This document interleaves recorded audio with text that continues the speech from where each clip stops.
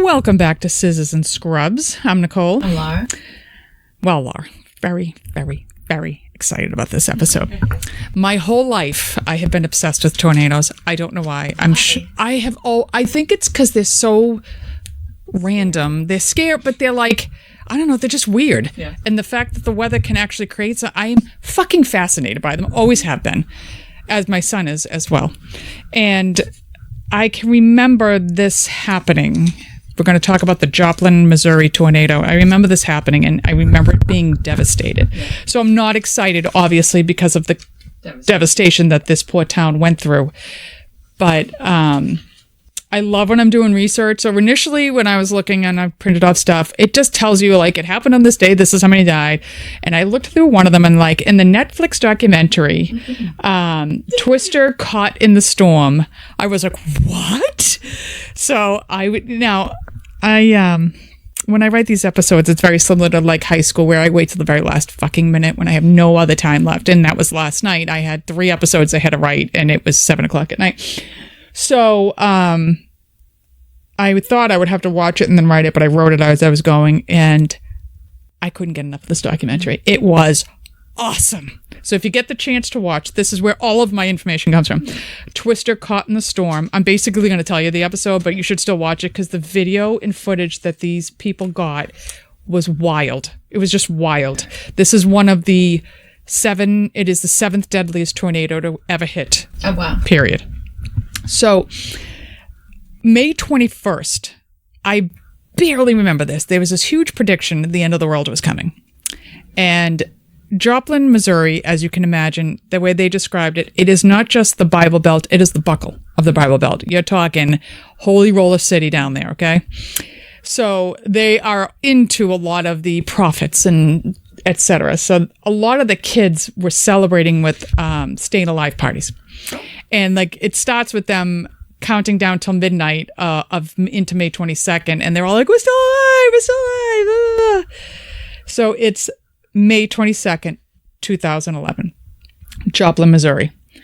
The weather report is ripe for tornado. They know, like, there's one kid I'm going to talk about later. He's like 13 years old, lives in San Diego. He's obsessed with the weather. This kid, Chase, obsessed. Can't get enough of the weather. Mm-hmm. And at 13, they'll let him do the weather. But weather in San Diego is boring. It is the same every fucking day. Mm-hmm. So I can't even fathom my children doing this because they're not motivated by anything. But this kid wrote to as many meteorologists in Tornado Alley as he could to say, I'd like to come out and shadow what you do. He gets a hold of one who's in Joplin, Missouri. And he's like, yeah, come out May 21st, 22nd, 23rd. That's usually, it looks like an active weather pattern is going to come through. So the guy's like, I got to talk to your mother first, make sure this is okay. So make sure your mother's going to allow a 13-year-old. They fly in on May 22nd, 2011. Okay, we'll talk about him later, though. So the weather report is ripe. And one of the people in this that I'll talk about comes out, and he's like, it was blue skies. It's hot. He goes, but you could see one, I'm going to get the name of the cloud wrong, cumulus cloud. He goes, it went so high into the sky, I couldn't see the top of it. He goes, and I've never seen that before. And he's like an amateur weather guy. And he's like, and I knew something's brewing. And he's like, it was coming in, I forgot what direction it comes in from, but the storms come in from that direction. So he gets some friends. He's like, let's go storm chasing. All right. So it's also the night of the Joplin High School graduation. Of course it is. Right. Yeah. That's happening on this night. That's being held at Missouri State University because it's so, there's such a big class graduating. Oh. All right. And around 4 o'clock, maybe 4 o'clock, a tornado watch goes in. One of the problems that they have in this area in 2011 is it's like crying wolf. They're so used to the sound of the tornado sirens, they don't pay attention anymore. They just ignore them. So this weather advisory goes into 9 o'clock at night, the tornado watch. All right. So, all right, they're already complacent. Some people had said, like, now it's getting later in the day. The day had been heating up. It's getting later. And one person's like, The air had like a very slight breeze, and you couldn't hear any animals. There was no birds chirping. Never good. When Right. you can't hear an animal, Right. never good. When the birds stop chirping, it's a really good reason. He's like, you could just feel, and it's stunning. It just felt like it was weird. And around 5 o'clock, the tornado alarms are going off. And people are like, don't worry about it. It's fine. Happens all the time. This kid, his name is Chad, not Chase. They have flown in, and as he's flying into Joplin, he's looking at the clouds and he's looking at the radar. He's like, Mom, it looks really weird out there. And she's like, oh, he's like, no, something's off. So they land and they go to this diner. The alarms are going off. And the mother, who's from San Diego, she's like, what the hell's that? And they're like, See rain. they're like, oh, bless your heart, honey. That shit happens all the time. Don't you worry. Just eat your pancakes or whatever the hell she was eating. Meanwhile, the kid, 13-year-old, goes outside. He's like, it's green. Oh. It's weird. Yeah. And he said, I'm looking at my radar. And he said, the biggest storm I've ever seen in my life is heading right towards where we are. So he goes into the restaurant. He's like, we got to get inside. And the mother's like, what are you talking? He's like, nobody wants to listen to me because I'm a 13-year-old kid. And I'm trying to tell them, like, we have to get some, this is no joke, blah, blah, blah, blah, blah. Okay. The man he is supposed to follow, he is a meteorologist. He is from Joplin, Missouri, but the meteorology station is like 2 miles out of Joplin. But he's got a camera in the city. And the storm has been brewing, and so when the kid lands, he texts him, hey, I just landed in Joplin, and he's like, the guy never answered me. And he said, that's really unusual that he always responded right away. He goes, I don't hear from him. So the meteorologist is like, I'm looking at this radar. He said, and I can see it has an eye. He's like, a tornado with an eye is very, very destructive. He goes, and not only that, but I can see a debris cloud has now gone into the sky. He goes, it's gone so I've never seen it that high in the sky. So he's freaking out trying to warn people. So he can remotely move this camera in Joplin, and you can see the video of it looking. All you can see is black. Not even like, you can't determine it. It's black. And he's like, I see this black wall. He goes, and I realize this tornado is behind there. It's so big, it has sucked in so much moisture that is a rain cloud in front of it. So you can't tell there's a tornado behind it. Another reason people aren't going to take it because they can't see the actual tornado. Yeah. He goes, this tornado is a monster. And he is freaking out. Okay. So I'm going to start talking about the kids in the story, each separate story. It's like 4 or 5 different stories because it's crazy. All right. So first, the high school graduation's going on. And they edit it because the valedictorian's like, we're waiting for something big. And that's where it ends. The high school graduation ends. The tornado touches down at 5:41 when the parking lot, everybody's trying to get out of it. Oh. So it's a mile-wide tornado, and it's moving slowly. It comes in at an E5. So when you have a tornado, it's the Fujita tornado. So I have it written down. Hold on a second. I got to find my sheets. That's that. Okay. So an E5 scale is for the enhanced Fujita scale. I'm going to go through it real quick because it just gives you an idea of what this tornado is like. So an E0, it's 65 to 85 miles per hour. They don't worry about destruction. We get that at the beach sometimes. An E1, 86 to 110 miles per hour. A little damage. E2, 111 to 135. That's significant damage. An E3, 136 miles per hour to 165. You're getting, that's like a category 5 hurricane. Severe damage. An E4 is 166 to 200 mile an hour winds. Devastating damage. An E5 is 200 plus mile an hour winds. Incredible damage. I don't think they knew how to word it. Less than 0.2% of all tornadoes come out at an E5. This guy is going to hit, and it's an E5. And it's moving slowly. And it is a fucking... Right. And it's a mile wide. I got to find my place again now. Okay. That is enormous. It's enormous. And when you see the video, all you see is black, like I said. So there's 3 kids. They've already... I'm going to jump around a little bit here. I'm going to tell you each one of their stories to the end and then finish it. These 3 kids, it's a boyfriend, girlfriend, and her brother. And they're like 24 years old. He's the one that came out in the morning. He's like, oh, wow.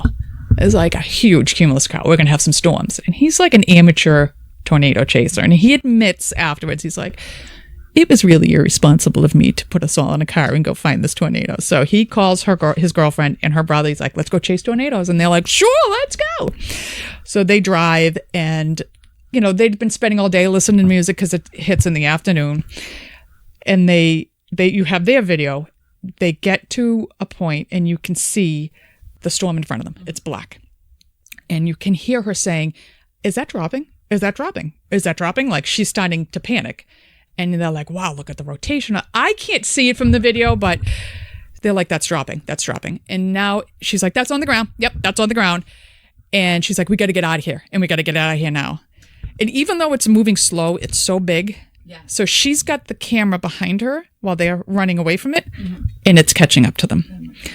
And you're starting to see like shit fly around them. Mm-hmm. And she's like, I thought I'm in control. And I took everything I had to keep the car on the road. And then you hear them say, we're not going to make it. We're not going to make it. We got to find a place to go. And they're in fucking, like, it's on the border of Kansas. Nothing. Right. So he's like, there's a liquor store go up to the liquor store. Mm-hmm. So they pull into the liquor store. And at this point, like, in front of the storm is clear. It's getting darker because it's that close to them. Mm-hmm. But the people in the store are like, doiky, doiky, doik. And they come flying in and they're like, we got to get shelter. Where do you have a shelter? And he's like, what? And you can hear him kind of arguing. They go into the cooler. They're in a liquor store. What is a liquor store full of? Glass. Okay. So they're huddled in the cooler. You would think the cooler would be a good place. So she says, immediately the walls fall apart. Like, she goes, the entire store falls apart and disintegrates. And they grabbed the shit out of her truck, and her phone or his phone is in his pocket. So you can hear everything, but you can't really see. And you can hear them saying, oh my God, it hurts, it hurts, it hurts, ow, ow, ow. Because they're getting pelted with glass because it's like a sand blow. And the sound, it's so loud. And then she said, we're getting pelted, we're getting pelted. He said at one point, I feel a flash of light because I got hit with a cinder block from the thing. I don't know how they fucking survived. I don't know how any of these people survived. So she said, and then it got real quiet. And she said, and I look up and you could see blue sky, but they're in the eye of the tornado. She said, you could see all the vortexes around the eye, all the shit around, and blue sky at the very top. She said, and everybody started getting up and they're screaming, get down, because the second half is coming. Get down, get down. So they hunker back down. Boom, the second half hits. They're getting pelted. You can hear glass exploding, building exploding. And she said, I could feel my brother getting sucked up. So she let go of who she was, and she tucked him under her because she's like, I'll be damned if I was going home without my brother. The boyfriend is covering her, and she's like, I could feel the wind between us. I'm losing him now. They survive it in the cooler. Now there's another group of kids. This kid is like a BMX biker kind of kid. And he had come from a broken family. This all relates to their story. He comes from like a broken family, and he's out just cruising around town with his friends. And he gets a text. Now he's cruising. It is sunny, cloud, like it's beautiful. And his father's texting him. He's like, there's a tornado, get home. And the kid's like, yeah, fuck you, Dad. You don't know what you're talking about. It's beautiful where I am. I think he texted back, it's beautiful where I am. Click. He goes, within seconds, it's black. And his video is on. So you can see like, it looks like nighttime. That's how black it is. And the kid driving's like, I lost my windshield within a second. And now there's a tree on my car. He goes, and things are whipping around. And he's like, guys, get your seatbelts on because we're in for a ride. He said, I thought I was driving out of it and I drove into it. So, well, it must be so disorienting. Oh, you can't tell where the hell. Yeah. So he drives into this tornado, and they're like, you could feel the truck slide, and then it rolled. And the BMX kid gets sucked out the window. He goes, I was in the fetal position in the tornado and crying, like screaming. He goes, and I see the white light. And then it cuts to the next story. There's a 17-year-old kid. He is Cecil.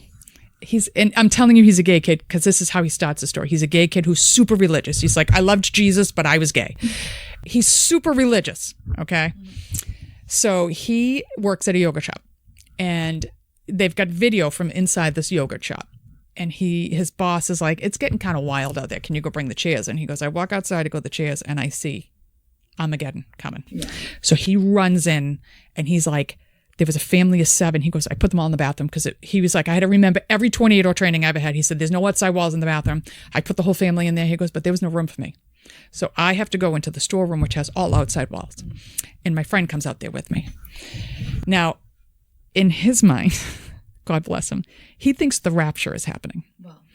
And if you don't know what the rapture is, it is the belief that when the end of days comes, all the good people are going to be carried to heaven. All the bad people are going to be left behind. So he thinks this is what's happening.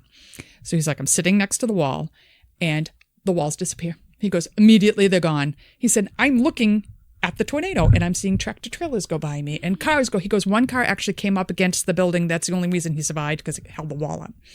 He goes, trees. He's like, I've never seen so much crap. And he goes, and I'm just praying and praying, please don't let me die. Please don't let me die. Please don't let me die. And then he's thinking, it's the rapture and he's not taking me because I'm gay. So he's just like, his head is in a weird fucking spot. And he, at one point, feels like he's like, I was going to give up because I didn't want to be left behind. So he let go. He's like, and I started to get lifted off and then the tornado ends. And then it did not hit where the little newscaster kid was. So he did get everybody to safety. He comes out and his mother's like, we went across the street to the hotel we were staying at. She goes, and this car pulls up and it looked like it had been through the war. Mm-hmm. Like, she's like, I've never seen anything like it. And this guy comes out clearly injured. And he's like, the city's gone. Like, Joplin, Missouri doesn't exist anymore. It's gone. So one kid from the high school, he had graduated. He's like, there was supposed to be this big party afterwards. And we were all getting ready to go to the party. He goes, my father, I think his father must be involved in EMT or something like that. He goes, my father texted me and said, there's a tornado on the ground. Get home now.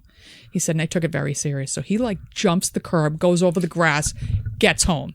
He survives the tornado. Is that everybody that I wanted to talk about? Because these stories were crazy. The videos, when they're showing you the video, so they have the video of the high school getting whipped, like all the CCTV. And I was trying to explain it to Brian. I was like, if you've ever seen video of a nuclear bomb when it goes off and the wind that comes out, that's like all of a sudden the parking lot would just look like that. Like you've never seen wind like this. And the kid at the yoga shop, Cecil Rapture, he had said you could hear popping, and on his CCTV, it explodes. The yoga shop explodes. I've never seen anything, just boom, and it's a huge loud noise. So they come out, like all of these kids are telling you their stories, and the kids in the liquor store come out, and when you see, they go back and they show you where they were hiding. They were just under piles of glass. There was no building around them. I don't know how they survived. And they stood up and they were like, we have to go find our parents. So her car has 4 flat tires. It's demolished, but it started. And they're driving this. She's like, we couldn't find the houses. We had no idea where we were. And they're showing you video to the ground. There's no trees. There's no foundation. To the ground. Just nothing but rubble. It looks like an atomic bomb had gone off. So all these people start coming out. The tornado was on the ground for 32 minutes and it went 13 miles and completely wiped out the town of Joplin. I will finish with their stories after you talk about what because one of the hospitals got a direct hit. Mm-hmm. And this kid whose father was an EMT, they've got a lot of the chatter from the radio, and it's like they called in every deputy they could find, any off-duty, called the surrounding counties, anybody who knows anything, and they picked a street and they started a triage on that street. And he's like, we just started working from the epicenter out trying to find people. Mm-hmm. So you take it on, and then I'll finish up one of these kids. His story was crazy. All right, this is from the Department of Health, sd.gov. This is from August 2nd, 2011. It is the medical response to the Joplin tornado on May 22nd, 2011. This was like an agenda, a meeting. It goes over the entire medical response. So I'm going to read it because it's not really the way to sum it up. It's long. Like you said, on May 22nd at 5:17 p.m., the National Weather Service issued a tornado warning that included the city of Joplin. The lead time before impact was only 24 minutes. The tornado was an EF5 with winds exceeding 200 miles per hour. It traveled from west to east along 32nd Street, cutting a path 3/4 to 1 mile wide over 13.8 miles. The tornado eye was approximately 300 yards wide. Mercy St. John's Hospital took a direct hit, initial and secondary, on the west facade with duration of approximately 45 seconds. There was a lull as the eye passed through the facility. 160 deaths in the community resulted from the storm. 8,000 structures were destroyed. 400 businesses were destroyed. 8 school buildings were destroyed. 18,000 vehicles destroyed, and 4,500 jobs displaced. When St. John's took the direct hit, the generator... Excuse me for 1 second. When you think about the size of these small towns, Joplin's not a big town. Yeah. That's the whole fucking It's town. everything. That's the whole town. When St. John's took the direct hit, the generators were destroyed. The roof was peeled off, and all rooftop HCAV equipment was destroyed. So no air. No air at all. Into this building. In a hot summer. Most of which landed in the parking lots and on top of other facility equipment. All communications was immediately lost. The facility fire suppression sprinklers discharged and lines were broken. Several walls moved and the floors lifted vertically. The building shifted off its foundation. Oh, that's a huge building. Doors were torn from the hinges. All the glass was blown out of the building except the high-impact shatter-resistant glass in the psychiatric ward. I don't mean to laugh. I know. I'm like, wow. Well, you know it works. Gas lines were broken. Sewer lines were destroyed with raw sewage projected. Oh, man. And 86 medical offices were destroyed. The oxygen tank was severely damaged and discharged all of the liquid oxygen. There was a smell of natural gas throughout the building and all over the campus. Water discharged by the fire suppression system left the rooms and hallways with 3 to 6 inches of standing water. Everything from the size of an IV pole to a chiller became a projectile. Automobiles were 8 deep in the parking lot, and several automobiles were deposited in the parking lots from the surrounding community. You know what? If that was us, our facility, somebody would call and be like, can I put a lap appy on? Yeah. I just got to do this. I just got to do this real quick. I know you have standing water and there's no air, but can we just do this real quick? I'll be quick. The air evacuation helicopter was destroyed. Typically, the helicopter would have been moved to a local airport. However, the storm track did not predict impact to the hospital, and there were weather conditions preventing the safe flight. So the helicopter had to stay. All hospital's vehicles, except a John Deere tractor, were destroyed, and the emergency trailer was found in pieces several blocks away. Well, isn't that a testimonial to John Deere? Yep. Everyone in the facility thought they were going to die. Nurses evacuated patients to the hallways per their procedures, and at the time of impact, nurses covered patients with their bodies to offer as much protection as possible. IVs were ripped from patients' arms. The IV poles, like I said, were projectiles, and several patients were bleeding as a result. Yeah. The ceilings collapsed. Electrical, IT, and HVAC equipment dropped and littered the hallways. All emergency lights and exit signs were ripped from their mounts and were useless. Wow. The walls of exit stairwells cracked. Extremely heavy doors were ripped from the hinges and became projectiles as well. Imagine the doors going to the OR like those huge. Oh, no, I can't. I can't imagine a facility being in it and having this happen to it while you're in it, and you're trying to protect people. These are like the most stable facility. Yes. Yes. The doors were later used as backboards for patients. So Makes sense. They were up. Well, you know. Both incident command centers were destroyed, and emergency operation plans were lost in the debris. So, like, they couldn't, everything they had to use as backup was gone. The facility was filled with hazardous waste, and radioactive material was unsecured. Outside debris was mixed, and power lines were down. This is a note in their meeting. If the tornado had moved just 2 blocks south, Freeman would have also been destroyed, which is another hospital. Freeman did suffer some physical damage that resulted in internal evacuation of at least 6 patient rooms. But if it had gone... It would have been done. Both hospitals would have been done. So the immediate response considerations that they got out of this. Failure of the generators to start saved lives. Had the generators started, they would have electrocuted. there was extremely high probability of electrocution and possible explosion from natural gas. Imagine. They'd have lost everybody. Yep. This high oxygen. Yep. Everything's in the air. If that generator had kicked on, more people would have died. You want to look for the good and stuff? That's something as stupid as that. Yep. During Code Gray Level 1, They should place patient shoes on the bed with patients so they are available in the event of an evacuation. Because of glass and everything. Yep. Computers will be lost. Have recall information in print and located at different points throughout the building, because if they're all in one room, and they're all going to go, yeah. Disaster planning and exercise is key to survival, not the disaster plan itself. You have to do the exercises to learn how to get through this. Use portable dot flashing roadway signs to instruct employees with contact information. Staff management is paramount. You need to have staff available for relief. You have to have all this stuff in place. The national exercise occurred just weeks before, and the hospital credits that exercise for the high survival rate and level of preparedness. All presenters talked about the value of exercises and the limited value of written plans. You have to do. Yep. Having it written down isn't going to help you. Drug dispensing machines are useless in this type of disaster. Yeah, there's no electricity. Yep. Staff had to break into the machines to gain access to life-saving drugs. ID badges need to be backed up with wallet identification cards for employees. Several staff members lost their homes and automobiles, and the badges were there. With them. National Guard troops refused to allow staff into the area because of no identification. That's kind of like, come on. I know. Come on. There's got to be like... Right, but if you have somebody who's telling you I'm a nurse and I can help. I know. They had no staff. I know. Pharmacies need to be guarded with armed security. That was in Katrina, remember that? Mm-hmm. You have to have contracts set up with mobile kitchens, pharmacy, radiology. Mm-hmm. Have plenty of flashlights and fresh batteries. Create downtime kits with paper forms and pencils for ITIS and electrical outages.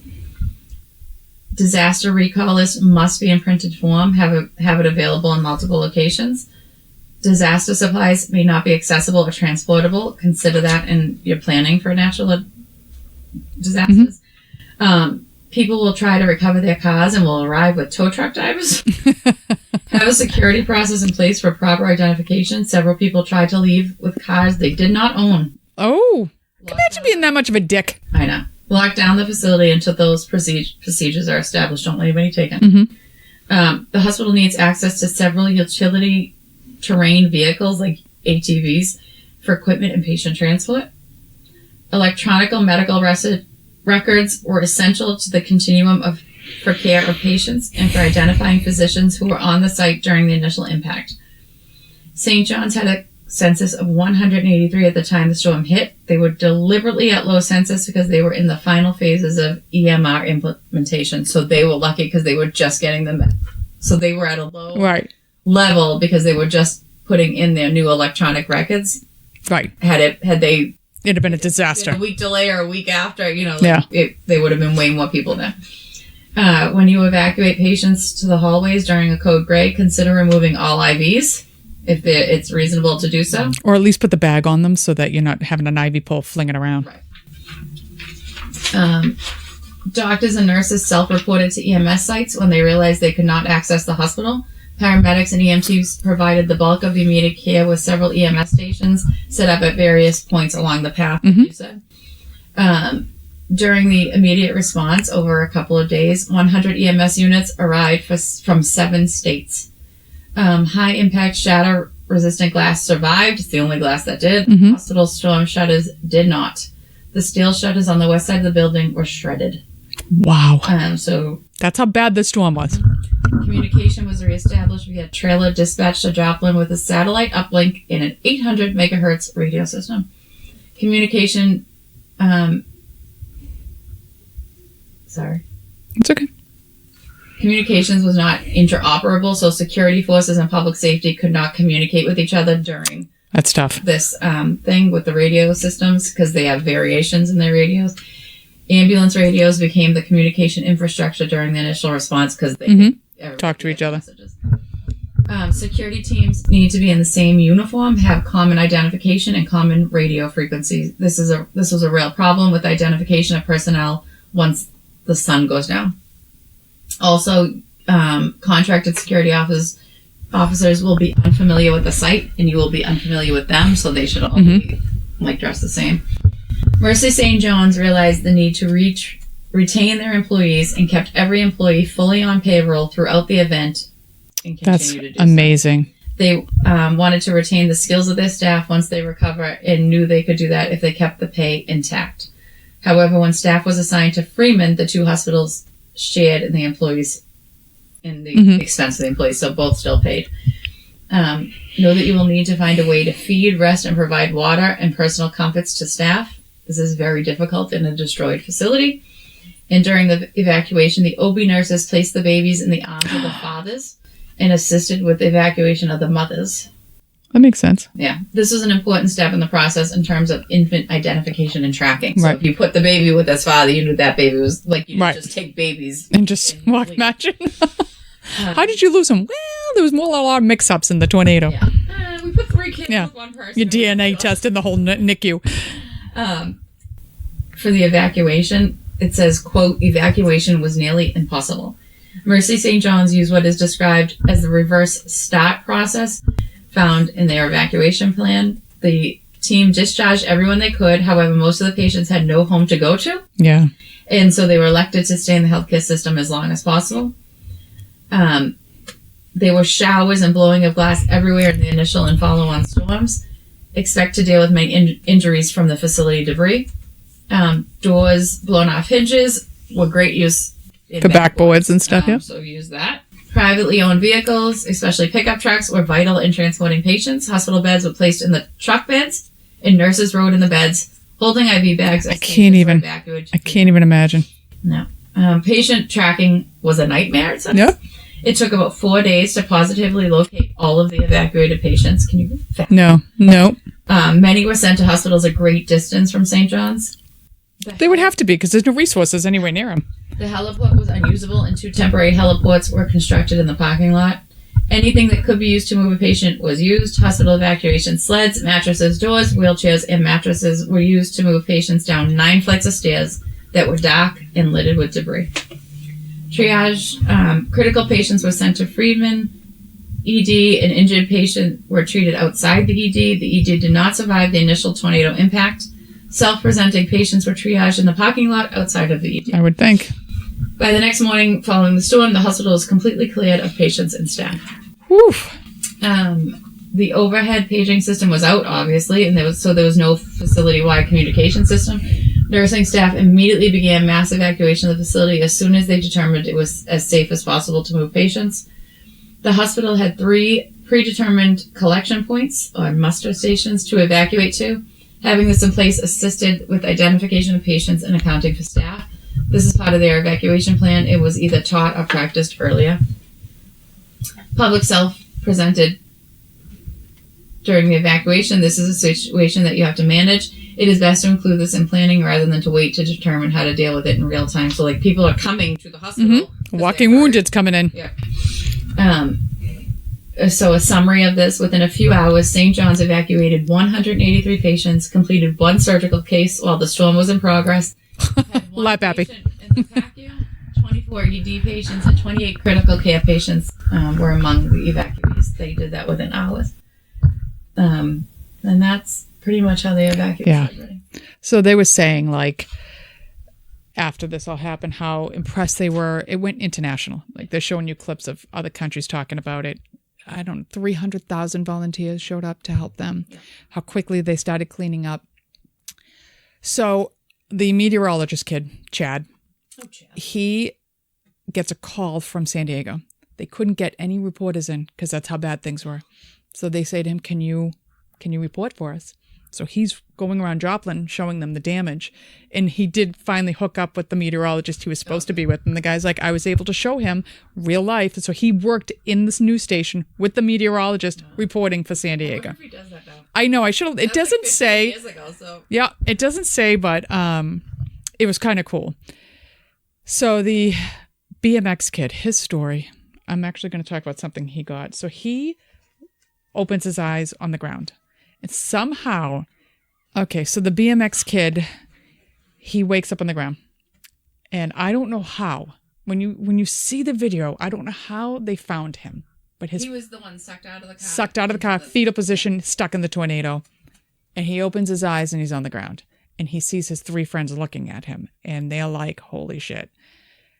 His friend is like, I think I could see his ribs. He was broken. He was just broken. Can you imagine being just the wind alone, never mind all the debris. All the shit that was in there with him. And now you fall. How far did he fall? He said he was broken. He goes, one car came over the hill, completely ignored us. Somebody else came and they were able to get him. You could see, I knew this kid had a problem because you could see his trach scar. So he was saying he grew up in a troubled house. His parents had split. His father became a drug addict when they split. All he wanted was a stable home, blah, blah, blah. This brings his family back together. He was in a coma for a long time. He wound up with zygomycosis, which I had never heard of. Zygomycosis is some scary shit. It is I got this from Genetic and Rare Disease Info Center. It is an infection of the Zygomycota phylum. It infects your sinuses, lungs, GI, skin, and some organ systems. Oh. It has a predilection for invading vessels, which cause embolization and necrosis of surrounding tissue, so it causes necrotizing fasciitis. It is the 3rd most common cause of an infection. Infection is acute and typically deadly. Yeah. It is transmitted through the air. Immunocompromised people are huge at risk, but it also infects people involved in tornadoes, tsunamis, and floods. Wow. It must be all the shit. It's in the dirt, and so when the tornado sucks the dirt up and throws it, you are inhaling it. He was eating it, inhaling it. He was in it. Many people in the Joplin tornado were infected with this. Oh. Symptoms are fever, unilateral facial pain or headache, nasal congestion, bloody nose, visual disturbances, tiredness. I hate this book. I know, because then I get into the E5. Tiredness. It causes necrotizing fasciitis. So this poor kid, by the end of it, they're going to show you him without his shirt on. His one side is all contracted because you can tell they took the skin off. He said they had to take part of his liver. They took his nipple. They took all the muscle. Wow. He almost died. Wow. And I don't remember, he talks about how all he wanted to do was live. He'll tell you how he saw his whole life in front of his face, and he just realizes things had to be better than this. And he doesn't get real religious about it, but you can tell he's kind of found the way. He's now married and he has 4 kids, but he's a mess.